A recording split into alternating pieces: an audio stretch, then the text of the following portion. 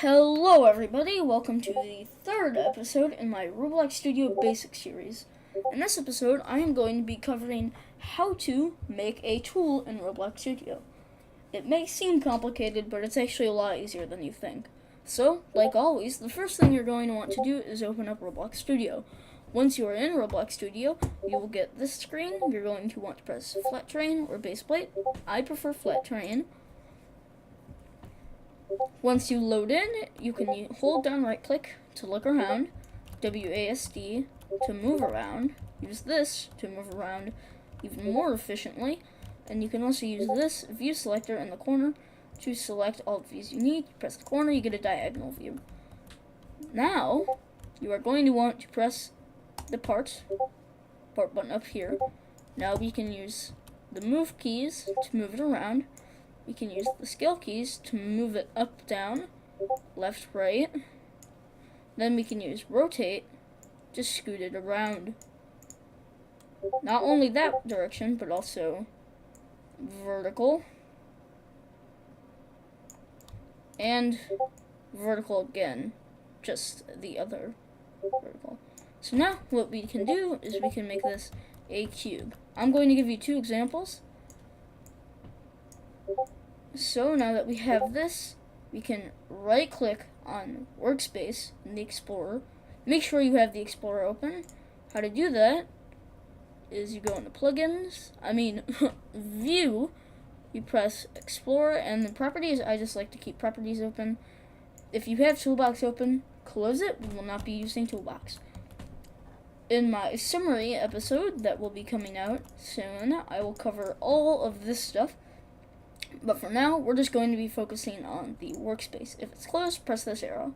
So you've got the camera, you've got the terrain, you got the terrain graph, and then you've got your part. So, like earlier, you're going to want to right click on workspace, or left click really, left click it. Then you're going to want to press the plus and type in tool. Press this, and we can name it whatever we want by right clicking it and then pressing rename. We can name it block, and then you're going to put the part into it. So here is the first example.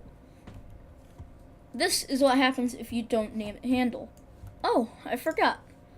Don't forget to take block and move it into starter pack. Not starter player, not starter GUI, starter pack. Now we can press the arrow in the top to play. Now that we have it, we can press that, and as you can see, it shows up. But it's not in our hands.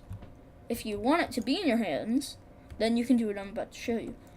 But you can do some pretty interesting stuff with it being this. For instance, you can make puzzles, because each person will have a single block, and then you'd have to select it, and then there'd be a person over here. For instance, you could do a 10-player obby, I guess.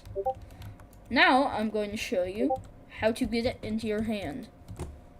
Press the red block up here to stop, and now you're like, where did it go? Don't worry, if starter pack is closed, press the arrow down in the Explorer and press the arrow down where our tool is named block. Doesn't have to be named block. Press that, select the part, right click it, and rename it handle. The H has to be capitalized and it cannot be misspelled. Now we can close that, press the arrow again. Now, if we take out the block, it's in our hands. This is how you get it to be in your hands.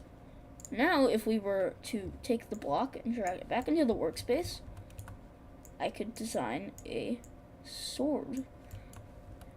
Now, this is not going to be the best sword, because I'm not really trying, but it's going to show you the basics. Now, we have that, and then that. Now that we have colored it, now we can duplicate this part, keep scaling, move it up, like that, that.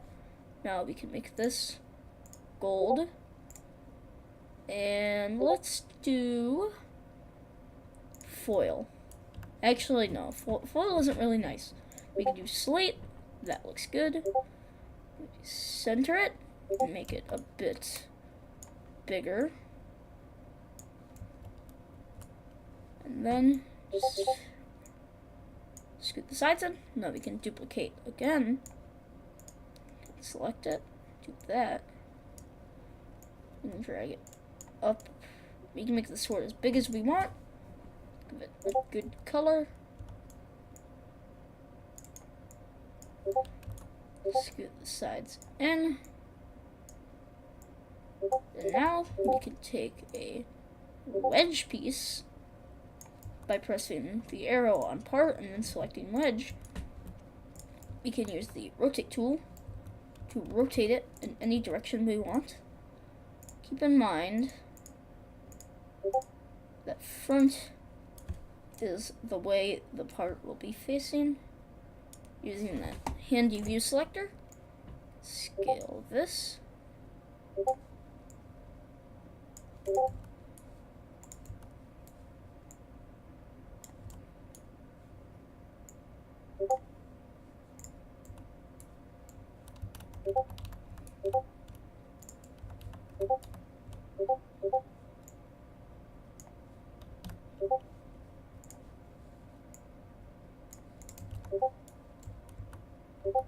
Now that we've got that, we can group these inside of it and name it, well, let's group that, go in here and rename all of these to whatever the part is. For instance, this is the hilt.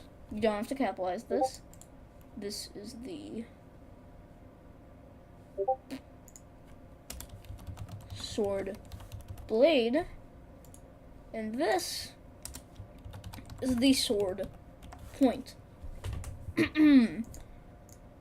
Now that we have this, we can, oops, I forgot, put the model back inside. Now that we have this, we can put it back into starter pack, and as you can see, we should, once we load in completely, if we pull it out, okay, let's let it load in.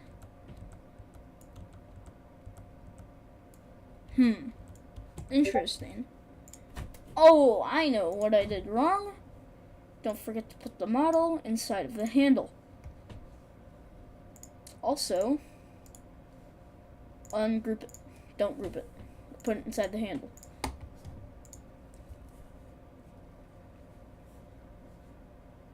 Hopefully it loads in all the way this time.